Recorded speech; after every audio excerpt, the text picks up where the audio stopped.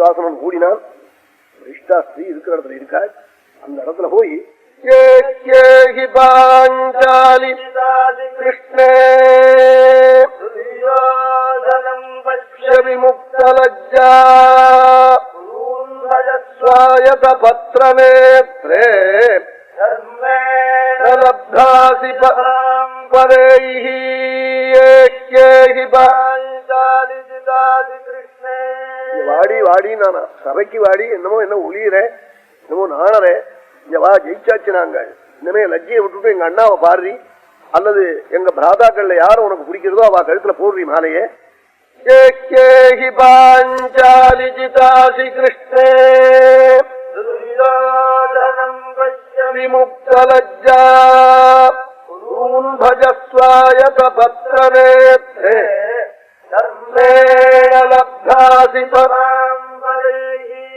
நியாயமான முறையில ஜெயிச்சிருக்கோம், தப்பு வழி இல்லை, சூதாட்டத்துல ஜெயிச்சிருக்கோம் வான்னு சொன்னானா. உடனே அல்ல போய் பிடிச்சு இழுக்க போனான். அலறிண்டு ஓடி வந்தாளாம் சபைக்கு. இது மாதிரி இவன் பண்ணுவன்னு தெரியும் திரௌபதி தர்மபுத்திரஜி, அதுக்காகத்தான் அழகா வந்து விடுன்னு சொன்னார். காக்கல்ல அவன் கையில அகப்படாம வராமல் வந்தால் அவன் பிடிப்பதற்காக ஓடி ஓடி வந்தான். பின்தொடர்ந்து அதேல ஓடி வந்து ஸ்திரீகள் இருக்கிற திக்குல ஓடினாளாம். ஸ்ரீகளுடைய மத்தியிலே ஆசனத்துல அமர்ந்திருக்கான் தர்தராஷ்டிரன். அந்த இடத்துக்கு அலறில் ஓடினாள். ஸ்ரீகள் இடத்துக்கு வரமாட்டான். அதோடு கூட பெரியவர் இருக்கார். அவர் வந்து அப்பா ஒண்ணும் பண்ணாதரான்னு சொல்லுவார் நினைச்சுண்டு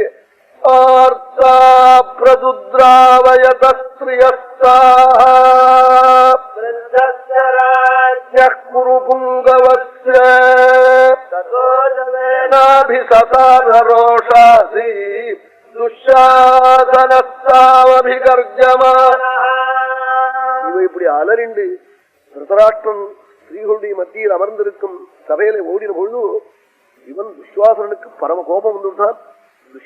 துஷாசனஸ்தாம் அபிகர்ஜமான கர்ஜிச்சுன்னு நான் விட்டேனா பாடுறீன்னு ஓடி வந்தானா. ஸ்ரீகளுடைய கோஷ்டியில ஓடி போற வேகத்துல தலை பின்னல் அவிழ்ந்து கீழே பிறண்டுதான். தீர்கேஷு கைலேஷ்வதோர்மிமத்சு கேஷேஷு நரேந்திர பத்னீம் போய் தலை பின்னல் கீழே விழுந்தது. அவன் எட்டி ஓடுறாள். தலை பின்னல் பின்னாடி இருக்கு. கீழே இழுத்துட்டே போறாள். இங்கிருந்து ஓடி போய் இந்த தலை பின்னலை பிடிச்சு இழுத்தானா. வியாசர் பார்த்தார். இவர் கதை சொல்றார். அந்த பாவி எந்த தலை பின்னலை தொட்டான் தெரியுமா?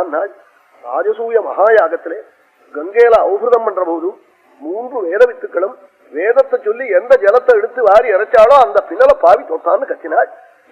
ராஜசூயாவபிருதே ஜலேன மகாக்ரதௌ மந்திரபூதேன சிக்தா தே பாண்டவானாம் பரிபூய வீர்யம் பலாத் பிரமிஷ்டாத்ருதராஷ்ட்ரஜே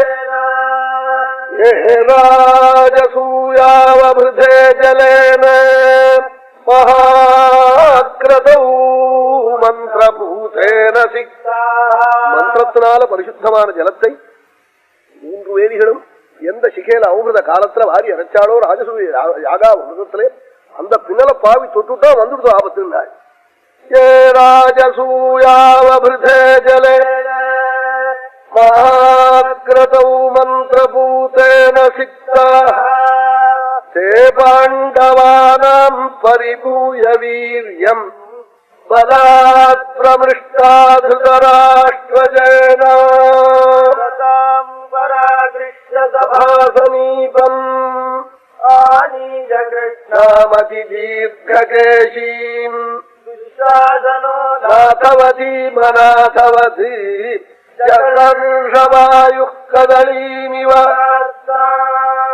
சொன்னார். அப்படிப்பட்ட திரௌபதியினுடைய பின்னலை பிடிச்சு சபையில வீழ்த்தி அவளை குலுக்கி அலற விட்டான்.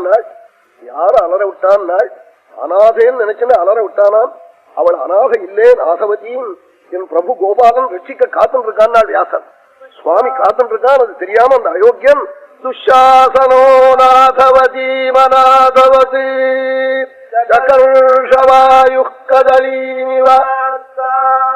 பெரும் காத்தானது வாழமரத்தை சுழட்டுவது போல தலை பின்னலை பிடிச்சி சுழட்டி இழுத்தான். அவள் அநாதேன்னு நினைச்சு இழுத்தான். அந்த பாவி அவள் அநாத இல்லே, சுவாமி ரட்சிக்க காத்துட்டு இருக்கான் கோபாலன் சொன்னாள் வியாசன்.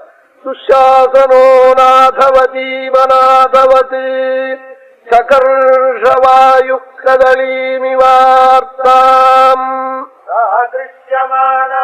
மிதாங்கயஷ்டி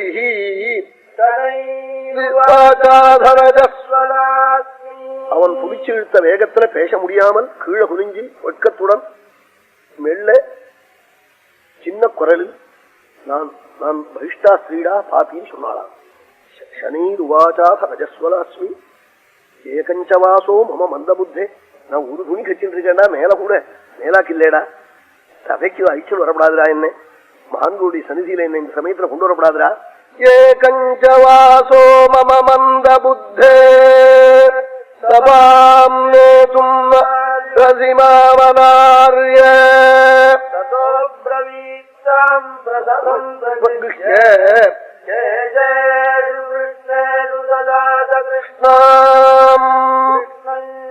அப்போ புடிச்சு இழுத்தானாம், தலை பின்னல வெட்டுக்கு வெட்டுக்குன்னு இழுத்தானாம், வலி பொறுக்காம